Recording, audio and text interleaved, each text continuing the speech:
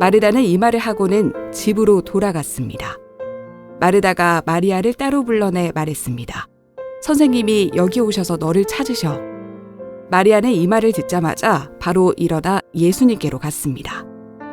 예수님께서는 마을로 들어오지 않으시고 그때까지 줄곧 마르다를 만났던 곳에 계셨습니다.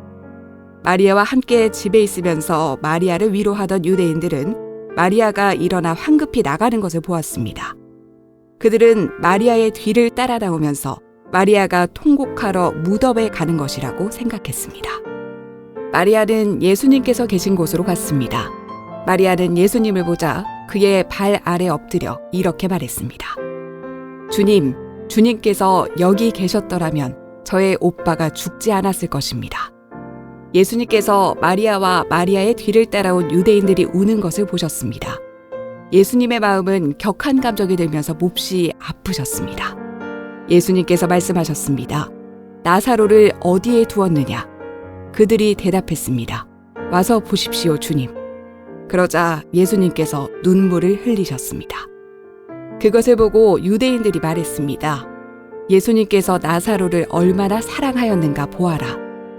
그러나 그들 중에는 안 못 보는 사람의 눈도 뜨게 한 사람이 나사로가 죽지 않게 할 수는 없었나라고 말하는 사람도 있었습니다.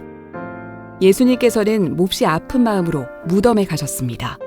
그 무덤은 입구를 커다란 돌로 막은 굴이었습니다. 예수님께서 돌을 옮겨 놓으라고 말씀하셨습니다. 죽은 나사로의 여동생 마르다가 예수님께 말씀드렸습니다. 주님, 오빠가 죽어 무덤에 있은 지 이미 4일이나 되어 냄새가 심하게 납니다. 예수님께서 마르다에게 말씀하셨습니다. 네가 믿으면 하나님의 영광을 볼 것이라고 내가 너에게 말하지 않았느냐. 그래서 사람들이 입구에서 돌을 옮겨 놓았습니다. 그때 예수님께서는 고개를 들어 하늘을 보시며 말씀하셨습니다. 아버지, 지금까지 제 말을 들어주셔서 감사합니다.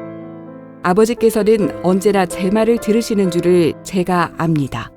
그러나 저는 주위에는 이 사람들을 위하여 그들이 아버지께서 저를 보내셨음을 믿게 하기 위하여 이 말을 한 것입니다. 예수님께서는 이 말씀을 하신 후 큰 소리로 말씀하셨습니다. 나사로야, 나오너라. 죽은 사람이 밖으로 나왔습니다.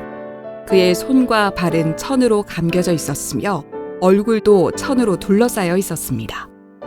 예수님께서는 사람들에게 천을 풀어주어 다니게 하여라 하고 말씀하셨습니다. 우리 가슴에 손을 얹고 신앙을 고백하고 함께 말씀을 나누겠습니다. 제가 먼저 고백하겠습니다. 하나님은 나를 사랑하십니다. 나는 그 사랑 안에 있습니다. 하나님은 오늘 나에게 말씀하실 것입니다. 그 말씀에 능력이 있습니다. 그 말씀에 생명이 있습니다. 나의 마음을 하나님께 열겠습니다. 나의 생각을 예수님께 집중하겠습니다. 들은 만큼 변합니다. 들은 만큼 행복해집니다. 지난 2주 동안 우리는 한 사건에 대해서 계속 묵상해 왔었습니다. 나사로의 갑작스러운 병과 죽음, 그리고 이에 대한 주님의 반응에 대한 내용들이었습니다. 그러면서 참 많은 질문들을 던져왔고 그 질문에 답을 찾으면서 걸어왔었습니다. 왜 주님은 사랑하시는 마르다와 마리아 자매의 그런 간구를 듣고 그리도 지체하셨을까? 이를 통해서 주님께서 그들에게 하시고자 하는 말씀이 무엇이었을 것이고 또 우리에게 주시는 메시지는 무엇이었을까? 주님이 생명이시고 부활하심을 믿는 자는 영원히 죽지 않는다 말씀하시는데 오늘 그것이 우리에게 무슨 의미가 있는 것일까? 이런저런 질문들을 하면서 함께 걸어왔었습니다. 그리고 오늘 드디어 이제 이 모든 질문들과 답변의 결론에 이르게 됐습니다. 나사로가 죽음 가운데서 다시 살아난 것입니다. 우리 함께 이 사건 앞에 서서 이 사건을 통해서 우리에게 말씀하시는 주의 음성이 무엇인지, 내 삶에 도대체 무슨 의미가 있는 것인지 함께 묵상하고 또 듣고 생각하는 시간이 될 수 있기를 바랍니다. 오늘 말씀은 28절부터 44절 본문을 바탕으로 하고 있는데 그 중에서 28절부터 32절 내용을 보게 되면 이런 정도니 이런 흐름이 있습니다. 예수님께서 우선은 베다니로 오셔서 마르다가 마중을 나와서 대화를 하시고 난 뒤에 다시 그 자리에 계신 상태에서 마리아를 만나십니다. 근데 마리아가 예수님을 만났을 때에 그의 질문, 그의 태도도 사실 마르다와 그리 다르지는 않았습니다. 마리아가 이렇게 예수님을 보고 말씀드렸습니다. 주님이 여기 계셨더라면 제 오라비가 죽지 않았을 것입니다.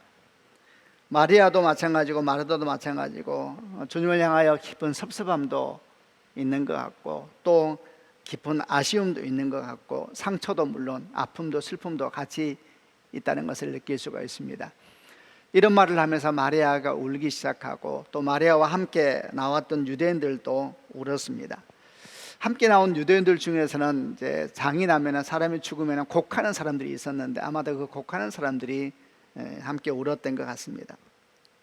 이런 상황을 이제 보시면서 주님께서 어떻게 행동하시는가? 그러고 난 뒤에 드디어 이제 나사로가 안치되어 있는 돌무덤에 가서 우리가 아는 나사로를 불러내시며 살리시는 상황까지 전개되는데, 우선 이렇게 죽은 자를 살리시는 그 장면까지 가기 전에 지금 이런 상황 속에서 주님께서 어떻게 반응하시는지 그 모습을 좀 바라보려고 합니다. 왜냐하면 그 모습 가운데 우리가 주목할 만한 몇 가지 표현들이 나오기 때문에 거기서부터 오늘 말씀을 묵상해 보려고 합니다. 33절부터 35절이 이런 상황을 보시는 주님의 모습을 설명하고 있는 말씀인데, 이 부분은 개역개정으로 같이 한번 읽어보겠습니다. 제가 33절 읽겠습니다. 예수께서 그가 우는 것과 또 함께 온 유대인들이 우는 것을 보시고 심령에 비통히 여기시고 불쌍히 여기사 34절 이르시되 그를 어디 두었느냐 이르되 주여 와서 보옵소서 하니 35절도 읽겠습니다. 예수께서 눈물을 흘리시더라. 아직 이제 무덤에 가서 나사로를 불러내시기 전 상황입니다. 이 상황이 주님께서 보여주는 모습을 표현하고 있는 3절 정도가 있는데, 한 두 가지 말씀, 특별히 언어에 대해서 주목을 해보려고 합니다. 첫 번째는 눈물에 대한 말씀입니다. 33절에는 주님께서 마리아가 우는 것을 보셨고 또 마리아와 함께 온 유대인들이 우는 것을 보셨습니다. 그리고 35절을 보면 주님도 눈물을 흘리셨다, 주님도 우셨다라는 말씀이 나옵니다.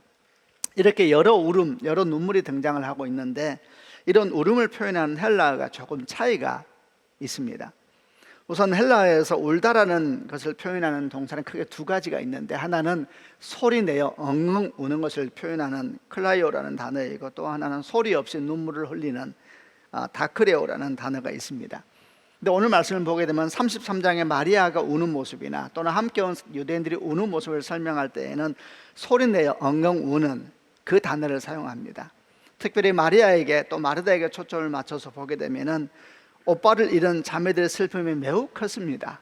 그래서 이제 자매들이 우는데 엉엉 소리를 내면서 울고 있는 겁니다. 그 모습을 생각해 보시기를 바랍니다. 그런데 이들을 바라보시다가 또 우시는 35절에 주님의 눈물에 대한 헬라어 표현은 조금 다른 표현을 씁니다. 그 표현은 소리 없이 눈물을 흘린다는 다크레오라는 표현을 사용하고 있습니다. 참고로 다크레오는 막연히 그냥 눈물을 흘린다라는 개념이 아니라 눈물이 왈칵 쏟아져 올라오는 것을 표현하는 단어입니다. 그러니까 마리아와 마르다가 엉엉 우는 소리를 들으시면서 그걸 바라보고 있는 주님의 눈에서 왈칵 눈물이 쏟아져 나오신 것이지요. 여러분, 이 모습을 가만히 보고 있으면 여러분 어떤 느낌이 드십니까? 저는 이 모습을 가만히 보고 있다가 지금 주님께서는 오빠를 잃은 자매들의 슬픈 마음들, 그 애통하는 마음을 그대로 느끼시고 계시는 것입니다. 마음 깊은 곳에서부터 이렇게 솟구쳐 오르는 눈물이 바로 그런 주님의 마음을 보여주는 것이죠. 맞습니다, 여러분. 우리의 아픔을 함께 하시는 하나님의 긍휼, 우리의 아픔을 함께 느끼시는 하나님의 사랑을 볼 수 있는 장면입니다. 하나님은 고난 가운데 있는 우리를 참으로 불쌍히 여기시는 분이십니다. 그런데 그 불쌍히 여기심은 그저 말로만 하는 그런 동정이 아니고 정말 우리 아픔과 슬픔을 함께 느끼시고 그리고 함께 참여하시는 그런 사랑이요, 그런 긍휼이신 것입니다. 신약 성경에서 이런 하나님의 사랑과 긍휼을 표현하는 단어가 스플랑크 니조마이라고 아마 많이 들어보셨을 겁니다. 그런 헬라어를 쓰는데 성경에서 주로 불쌍히 여기셨다는 말로 번역되곤 하는 그 단어이고, 대표적인 장면 중에 하나가 누가복음 7장에서 나인성 과부의 아들이 죽음 현장에서 쓰였던 단어입니다. 주님께서 어느 날 나인성으로 들어가시는데 한 장례의 무리가 성에서 나오는 것을 보시게 됩니다. 그 장례는 어떤 장례였냐면 과부의 외아들이 죽은 겁니다. 그러니 그 남아있는 과부는 정말 비참한 인생이 된 겁니다. 그 당시에 여인이 홀로 살면서 살 수가 없는 상황이었는데 정말 모든 것이 의지였던 그 외아들이 죽었으니까 그 외아들이 시신을 가지고 나오는 이 과부의 마음이 어떠했겠습니까? 그런데 주님께서 그 장례물을 보다가 그 과부의 얼굴을 보셨습니다. 그리고 성경에 말씀하시기를 스플랑크 니조마이라는 단어를 씁니다. 불쌍히 여기셨다. 이 말이 의미하는 것은 정말 그 과부의 마음을 그대로 주님께서 아파하시고 느끼셨다는 단어인데, 원래 이 단어가 어디서부터 시작되었냐면 스플랑크논이라고 하는 명사에서 시작됐는데, 이 명사는 번역하기를 자비 또는 긍휼로 번역되는데 원래 그 언어의 뜻은 창자 또는 내장이라는 뜻을 가지고 있습니다. 그래서 거기에서 나온 스플랑크 니조마이라는 단어는 창자가 끊어질 듯한 아픔을 느끼면서 함께 그 고통에 참여한다는 뜻을 가지고 있는 겁니다. 그러니까 그 과부의 아픔을 보면서 주님이 진짜 같이 아파하신 것입니다. 너무 안 됐다 이런 말이 아니고 진짜 그 아픔을 내장에서부터 같이 느끼고 있는 겁니다. 여러분, 정말 그럴 수가 있는 것일까요? 이런 비유가 합당한지 몰라도 저는 이 땅에 있는 사랑 중에 가장 숭고한 사랑 중에 하나가 어머니의 사랑이 아닌가 생각을 합니다. 저희 어머니가 옛날에 있었던 경험이 잠깐 생각났는데, 정말 제가 저희 어머니에게 제 개인적인 여러 마음이 힘든 것들을 말하지 않았는데 신기하게 아시더라고요. 그래서 제가 저희 어머니 뵈면서 그랬어요. 야, 참 신기하다. 어머니는 어떻게 알까? 사랑이시겠죠. 저도 결혼해서 아이를 기르는 모습 보니까 아버지도 그런 것이 있더라고요. 저는 어머니에 비할 바가 아니라고 생각합니다만은 정말 이렇게 아픔을 함께 느껴요. 아니, 그보다 더 느끼는 아픔이 있는 것을 봅니다. 이와는 비교가 안 될 것입니다만은 주님께서는 우리 아픔을 보면서 너무 안 됐다, 어떻게 하나 저 사람, 이게 아닙니다.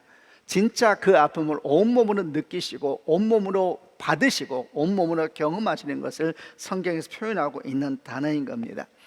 이런 하나님의 긍휼, 하나님의 사랑에 대한 것은 신약에만 나오는 것이 아니라 사실은 구약에서부터 처음부터 그렇게 표현된 단어이기도 합니다. 구약에서 긍휼을 의미하는 단어가 히브리어로 라쿰이라는 단어인데, 이 라쿰이라는 단어는 여인의 자궁을 의미하는 레켐에서 그 어원이 시작되었습니다. 많은 생각을 하게 하죠. 하나님의 긍휼, 하나님의 사랑이라는 것은 하나님의 가장 깊은 곳에서 흘러나오는 하나님의 본성이라는 것을 말씀하는 것이 아닐까요? 하나님의 우리를 향한 사랑이라는 것은 우리 시작 때부터, 여인의 자궁은 우리 시작과 같은 곳이잖아요. 우리 시작에서부터, 아니 우리가 시작되기 전부터 우리 아픔과 함께 하셨고 우리 눈물과 함께 하셨고 우리 삶과 함께 하셨다는 그 사랑이요, 그 긍휼이라는 의미가 아닐까요? 이렇게 신약에서 스플랑크 니조마이나 구약에서 말씀하는 라쿰이나 모두 다 우리에게 말씀하고 있는 것은 하나님께서 우리를 불쌍히 여기시는데 그 아픔은 참으로 온 마음으로 우리와 함께 하시고 함께 느끼시고 그리고 함께 그 길을 걸어가시는 하나님의 사랑이요, 하나님의 긍휼이신 것입니다. 이런 하나님의 사랑이 누가복음 7장에서는 외아들이 죽음 앞에 슬피 울며 나오는 과부를 보자 울컥하는 불쌍히 여기는 마음으로 나타나셨고, 오늘 본문에서는 오빠의 죽음 앞에 엉엉 울고 있는 마르다와 마리아를 보면서 울컥 솟아오르는 눈물로 이렇게 우리 가운데 표현되고 계시는 겁니다. 여러분, 이런 하나님의 긍휼이 가장 완전하게 드러난 사건은 십자가 사건입니다. 십자가가 뭡니까? 십자가, 주님께서 주신 그 십자가는 우리의 모든 죄와 절망과 눈물과 아픔과 죽음까지를 감당하는, 그것이 주님의 지신 십자가가 아닙니까? 그런데 주님께서 그 십자가를 대신 지셨죠. 그 모든 아픔의 최고치인 죽음을 대신 맞으시면서 함께 그 고통을 경험하신 거 아닙니까? 그것만이 아니시죠. 우리의 아픔을 함께 하시고 대신 하신 것만이 아니라 마침내는 그 아픔을 기쁨으로, 그 죽음을 생명으로 바꾼 사건이 십자가 사건이시지 않습니까? 여러분, 오늘 라사로의 죽음과 또 살아남에 대한 기사도 마찬가지입니다. 주님은 마르다와 마리아의 아픔과 슬픔을 온몸으로 함께 느끼시면서 아파하실 뿐만 아니라, 그리고 함께 우실 뿐만 아니라 더 나아가서 그 눈물을 넘어서 참된 기쁨으로, 죽음을 넘어서 참된 생명으로 인도하시게 되는 것입니다. 그리고 그것이 오늘 우리가 마주 대하게 되는 나사로야 나오라 라고 외칠 때 무덤을 걸어 나왔던 나사로의 모습을 통해서 완성되듯이 우리 가운데 계시되고 있는 겁니다. 또 한 가지 역시 마찬가지로 나사로의 무덤 앞에 가기 전에 주님의 모습을 설명한 단어 중에 주목하려고 하는 것은 33절에서 주님께서 심령이 비통히 여기시고 불쌍히 여기셨다라는 표현입니다. 쉬운 성경은 이걸 어떻게 번역하고 있냐면 예수님의 마음은 격한 감정이 들면서 몹시 아프셨습니다, 이렇게 번역되어 있는데 이걸 조금 더 설명을 해보겠습니다. 여기서 비통히 여기셨다라고 번역된 헬라어는 엠브리 마우마이라는 단어인데 직역을 하게 되면 어떤 뜻이 있냐면은 분노로 인하여 화가 나 씩씩거리는 모습을 표현하고 있는 단어입니다. 그러니까 이 단어가 의미하는 것은 지금 주님 마음이 분노로 가득 차 있다라는 것을 표현하고 있는 겁니다. 이 말씀에 바로 이어서 불쌍히 여기셨다라는 말이 나오는데, 이 불쌍히 여기셨다는 것은 조금 전 우리가 말했던 긍휼을 말하는 것이 아닙니다. 여기서 불쌍히 여겼다는 말로 번역된 헬라어는 타로사라는 단어인데, 또 이 단어가 원래 의미하는 것이 뭐냐면 마음이 뒤집어졌다는 의미입니다. 마음이 동요되었다. 그러니까 문자적으로 보면은 지금 주님은 우는 마리아와 또 함께 울고 있는 유대인들을 보면서 큰 분노가 마음에 일어나셨고, 그리고 이 마음이 뒤집어진 것입니다. 우리도 너무 슬프거나 너무 화가 나면은 이 내장이 막 끊어질 듯이 아픈 그런 아픔을 주님이 경험하셨다는 것이죠. 그런데 이렇게 굉장히 센 단어가 38절에 한 번 더 이 사건에서 또 사용되고 있습니다. 한번 36절부터 38절까지를 역시 개역개정으로 같이 한번 읽어보겠습니다. 제가 36절 읽겠습니다. 이에 유대인들이 말하되 보라 그를 얼마나 사랑하셨는가 하며, 37절 그중 어떤 이는 말하되 맹인의 눈을 뜨게 한 이 사람이 그 사람은 죽지 않게 할 수 없었더냐 하더라. 38절 같이 읽겠습니다. 이에 예수께서 다시 속으로 비통히 여기시며 무덤에 가시니 무덤이 구리라 돌로 막았거늘. 33절에서는 심령의 비통히 여기시고 이렇게 번역되어 있는데 38절에서는 속으로 비통히 여기시며, 같은 말입니다. 같은 말. 그러니까 내면에 분노가 가득 차 있는 주님의 모습을 지금 한 사건에서 두 번이나 반복해 사용되고 있으니까 굉장히 신경 써서 볼 수밖에 없지 않습니까? 좀 더 구체적으로 말하자면은 33절에서는 왜 이런 어떤 상황에서 이 표현을 쓰셨냐 하면은 오빠의 죽음에 울고 있는 마리아, 그리고 함께 울고 있는 유대인들을 보시면서 마음에 말할 수 없는 분노가 일어났다, 이렇게 표현되어 있고, 38절에서는 그렇게 사랑하셨다는 나사로를 소경도 눈뜨게 하신 주님이시라는데 살릴 수 없었던 것이냐 라고 말하는 사람들의 말을 들으면서 주님 마음에 큰 분노가 일어났다라고 표현하고 있는 겁니다. 질문할 수밖에 없죠. 주님은 왜 이렇게 분노하시는 것이며 누구를 향해서 이렇게 분개하고 계시는 것일까? 오빠의 죽음에 엉엉 울고 있는 마리아를 보면서 그의 믿음 없음에 대해서 마음이 크게 상하신 것일까요?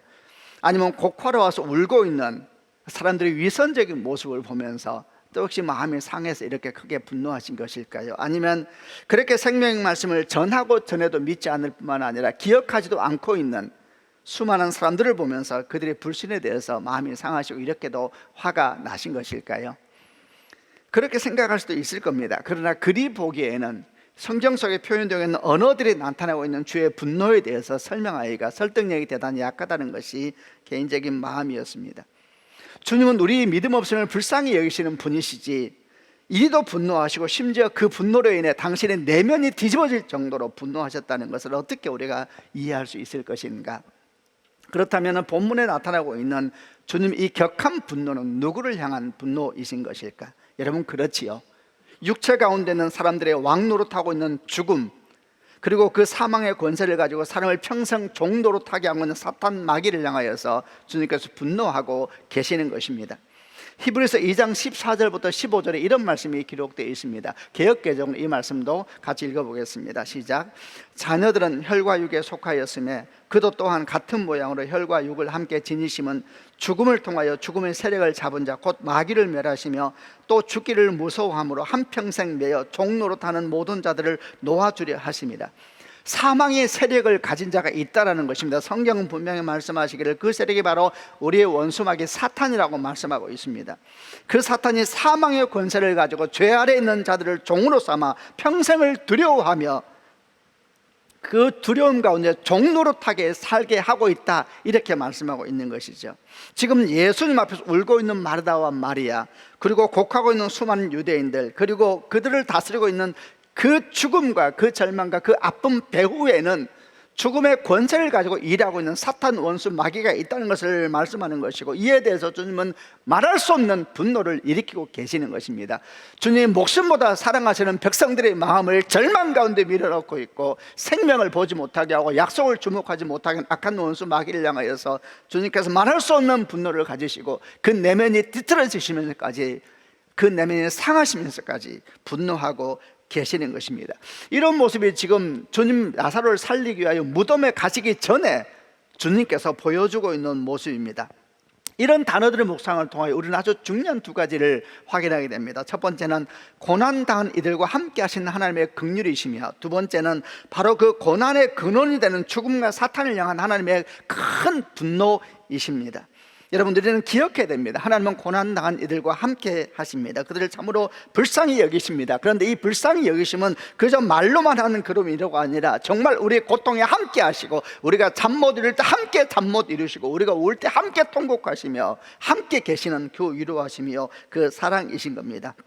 주님은 그저 우리 위로자가 아닙니다. 여러분, 이 땅에는 많은 위로자가 있지만 참된 위로자는 없는 것입니다.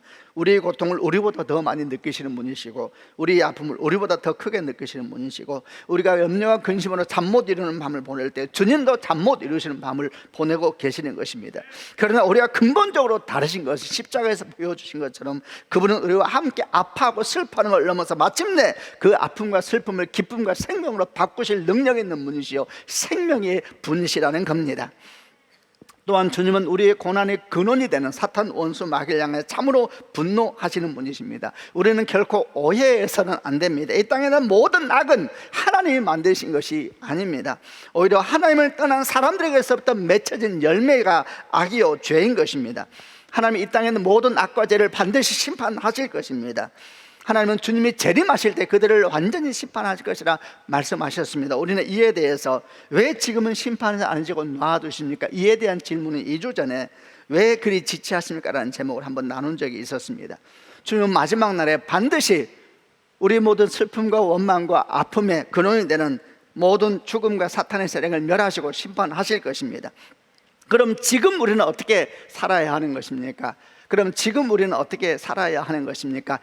오늘 지금 우리가 나눈 이 두 가지 사실을 기억하면서 살아야 됩니다. 그 두 가지 사실을 기억하면서 우리는 그 죽음과 사탄의 세력에 대항하면서 싸우면서 살아야 되는 것입니다.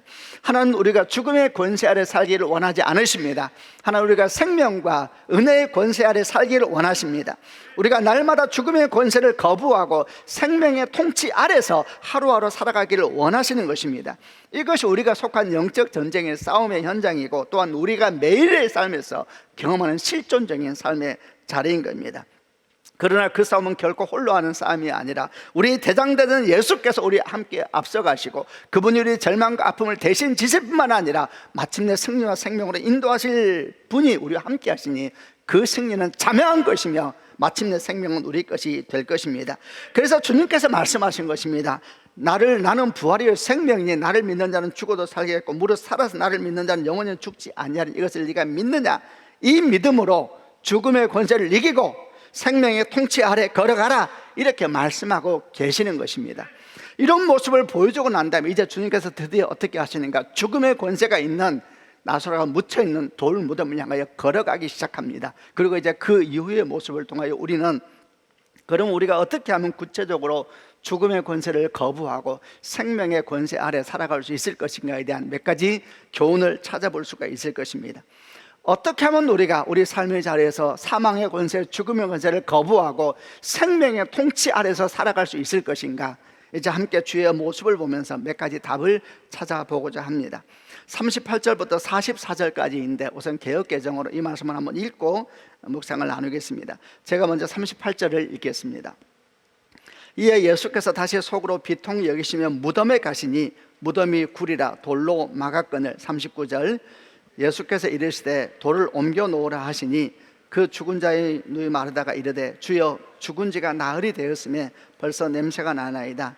예수께서 이르시되 내 말이 네가 믿으면 하나님의 영광을 보리라 하지 아니하였느냐 하시니. 41절, 돌을 옮겨 놓으니 예수께서 눈을 들어 우러러 보시고 이르시되 아버지여 내 말을 들으신 것을 감사하나이다.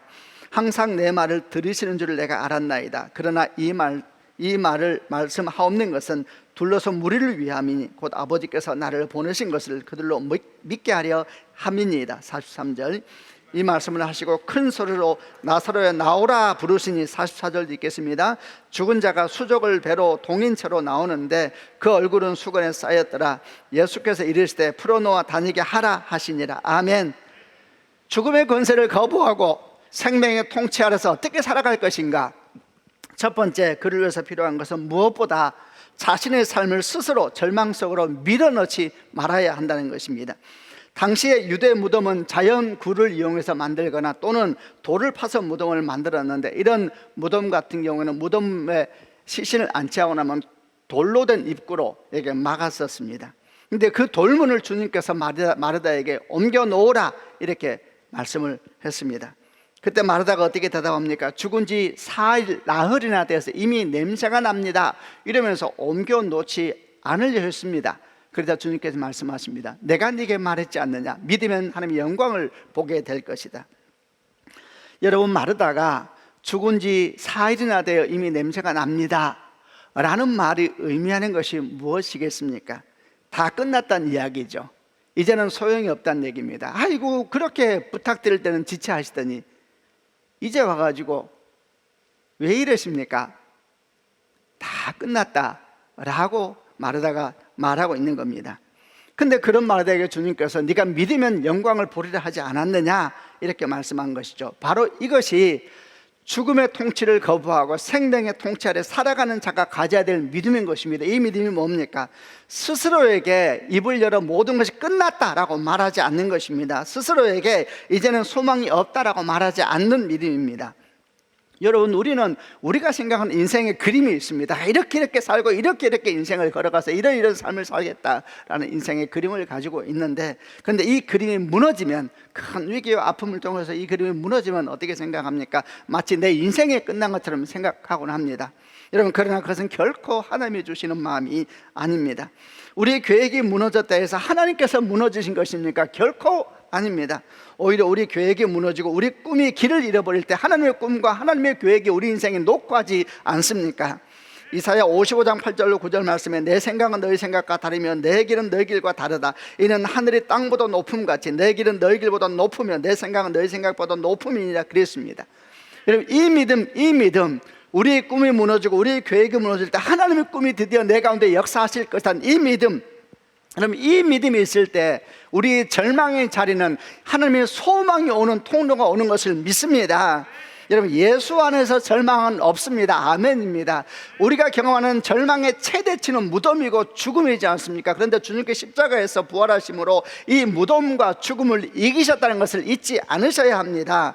사실 나사로가 다시 살아난 사건은 예수 부활의 표적과 같은 것이었습니다. 나사로는 다시 살아도 죽었습니다. 그러나 주님은 부활하셔서 영원히 죽지 아니하시고 천국에 승천하셔서 훗날 바로 그 모습과 모양 우리에게 재림하실 것이다 말씀하셨습니다. 그분의 부활이 완성된 모습으로 우리 가운데 임하는 것인데, 여러분, 예수께서 부활하셨을 때 무덤의 문이 열렸습니다. 죽음의 문이 열린 것입니다. 이것은 분명한 계시입니다. 결코 이 모습을 잊어서는 안 되는 것입니다. 예수 안에 있는 사람은 인생이 무덤과 같고 절망과 같을지라도 주 안에서 바라보면 열린 문이 있는 것입니다. 다 동서남북에 맞춰도 열린 문이 있는 것입니다. 예수님 안에서 죽음은 권세를 잃어버렸다는 것입니다. 예수님 안에서 절망은 힘을 잃어버렸습니다. 그런데 어떤 사람들은 예수 안에서 권세를 잃어버린 죽음, 힘을 잃어버린 절망에게 다시 권세와 힘을 부여하려고 하는 사람들이 있습니다. 그들은 누구입니까? 그들이 스스로를 향해서 난 끝나서 난 소망이 없어라고 말하는 바로 그 사람입니다. 여러분, 그 말이 그의 믿음입니다. 스스로를 향해 난 소망이 없다고 말할 때 십자가 아래서 힘을 잃어버린 권세, 그 절망과 죽음이 다시 그 믿음의 선포를 통해서 살아 움직이는 좀비처럼 움직이게 되는 것입니다. 왜 다시 절망에게 힘과 권세를 부여하려고 하는 것입니까? 도저히 길이 보이지 않아도 믿음으로 계속 걸어가야 하는 겁니다. 내 눈에 보기에 도대체 모든 것이 끝난 것 같아도 믿음으로 살아가야 되는 것입니다. 그러면 그 사람은 마침내 하나님의 영광을 보게 될 것입니다. 생각해보면 믿음의 삶이라는 것은 그리 계산하는 삶이 아닙니다. 계산하면 여러분 인생의 답이 나오는 것입니까? 인생이 수학 공식입니까? 믿음의 삶은 계산하는 것이 아닙니다. 무책임하게 그냥 살라는 말이 아니라 인생을 너무 계산하고 살면 어떻게 하나님께서 그의 인생에 개입하실 여지가 있으시겠습니까? 믿음으로 한 걸음 한 걸음은 살아가고 우리 삶을 신실하게 살 때 믿음이 그 안에서 일할 수 있도록 마음을 열고 생각을 열고 우리 삶을 여는 축복이 있기를 바랍니다. 이렇게 믿음으로 걸어가게 되면 어느 날 하나님의 음성이 들리게 될 것입니다. 나사로야 나오라! 주의 음성이 들릴 때에 하나님의 영광의 시간이 오게 되는 것입니다. 두 번째, 죽음의 권세를 부인하고 어떻게 하면 하나님의 생명의 권세 아래 살 수 있을 것인가. 두 번째는 믿을 뿐만 아니라 믿음 안에서 당신이 할 수 있는 일을 하라라는 것입니다. 주님은 마르다에게 무덤을 막고 있는 돌을 옮겨 놓으라 말씀하셨고, 사람들에게 무덤에서 걸어 나온 나사로를 감싸고 있는 천을 풀어서 다니게 하라 이렇게 말씀하셨습니다. 여러분, 저 같으면 그렇게 안 했을 것 같습니다. 저 같으면 그 무덤의 돌도 저 안에 있는 나사로가 일어나서 싹 열고 나오게 했을 겁니다. 그리고 나사로를 감싸고 있는 천도 나사로가 직접 다 푸는 것을 얼마나 사람들이 감동했겠어요. 박수를 치면서 역시 멋지시다, 한편의 드라마시다, 그러지 않았겠습니까? 여러분, 그러나 주님은 그렇게 하지 않으셨습니다. 마르다와 사람들에게 너희가 가서 돌문을 열어라, 너희가 가서 그 천을 풀어서 다니게 하라 이렇게 말씀하신 겁니다. 그렇습니다. 죽음의 권세를 부인하고 생명의 통치 아래 사는 삶은 주님께서 모든 것을 다해 주시는 삶이 아닌 것입니다. 우리는 주님께 기도하고 난 뒤에는 일어나 세상으로 걸어 나가야 되는 것입니다. 우리가 주님께 모여 함께 예배 드리고 난 뒤에는 다시 떨쳐 일어나서 우리가 보냄받았던 우리가 살고 있는 삶의 자리로 나아가야 되는 것입니다. 우리가 하는 일이 세상을 바꾸기에는 너무나 작아 보일지라도 믿음으로, 말씀으로 그 일을 해 나가야 되는 것입니다. 오늘 주님께서 말씀하신 것, 돌문을 여는 것은 할 수 있는 일입니다. 천을 푸는 것도 할 수 있는 일입니다. 그 일이 그러나 세상을 바꿀 수 있는 힘과 능력처럼 보이지 않는 것이 문제인 것이지요. 어느 날 마더 테레사에게 한 사람의 기자가 와서 질문했습니다. 수녀님이 참 대단한 일을 하시지만 그런 노력들이 아무리 대단하다 할지라도 그게 이 세상에 무슨 영향이 있겠습니까? 세상에 무슨 변화를 가져오겠습니까? 이렇게 말을 했을 때 마더 테레사가 이렇게 답했다 합니다. 맞습니다. 우리의 수고는 대양에 물 한 바가지를 붓는 것에 불과할 뿐입니다. 그러나 우리는 그 일을 합니다. 여러분, 얼마나 멋진 믿음의 고백입니까? 우리가 하는 일은 지극히 작아 보일지라도 주님께서 그에게 기름을 부으시면 주의 권능이 임하게 되는 줄로 믿습니다.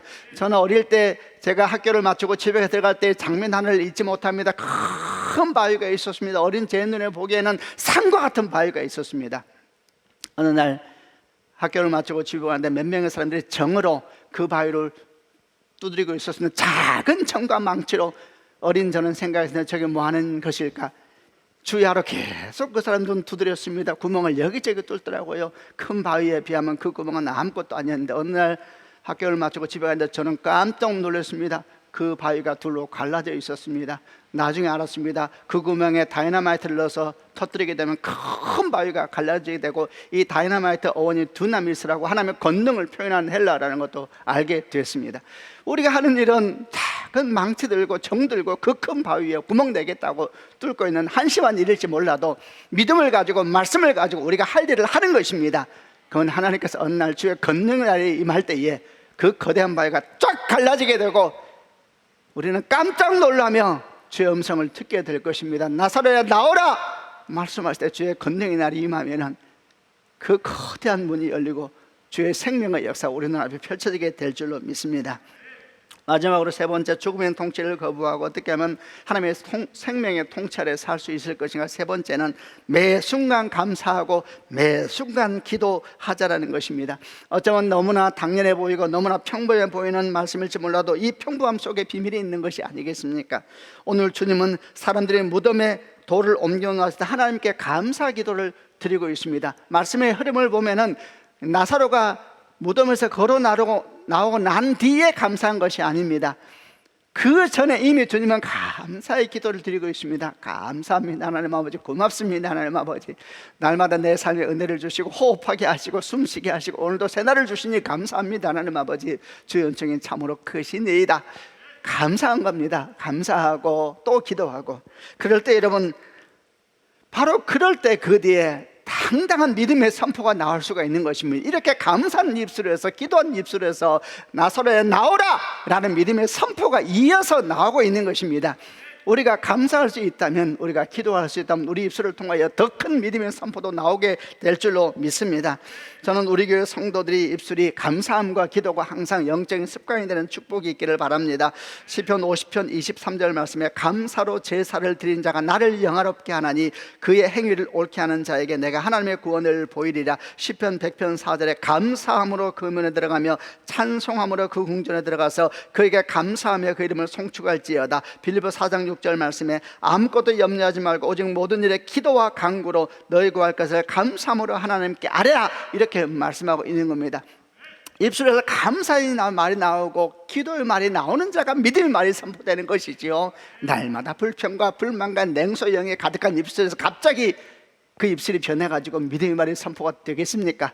주님은 감사하고 기도하고 찬양하고, 그리고 그 입술에서 또 당당히 믿음의 선포와 외침도 있었던 것입니다. 말씀을 마무리하겠습니다. 나사로의 다시 살아남은 예수님의 부활에 대한 표적이었습니다.